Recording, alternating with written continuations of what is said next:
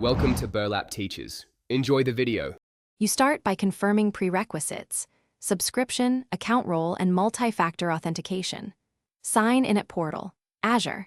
Using your work or school account. Once signed in, make sure your subscription appears in the top right.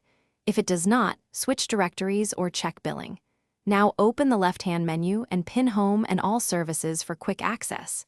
These initial steps let you navigate without friction and prevent permission errors later, so do them before creating any resources. Next, create the actual resource. Click Create a Resource and pick the service you need, for example, virtual machine or app service. You must choose subscription, resource group, and region. These affect latency and cost. Configure instance size, OS image, and networking settings. Use tags to organize costs. Once configured, click Review plus Create so Azure validates dependencies and quotas. If validation passes, click Create and watch the deployment pane. Deployment time varies by service, so be patient and monitor progress. Finally, confirm completion. Check notifications for deployment success and open the resource to verify configuration, endpoints, and keys. Once done, assign role-based access control for collaborators and test connectivity from your client.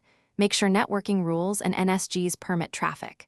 If something goes wrong, immediately check the activity log and deployment details to see the error code, then confirm subscription quotas and regional limits. If needed, adjust size or region, update permissions, and redeploy.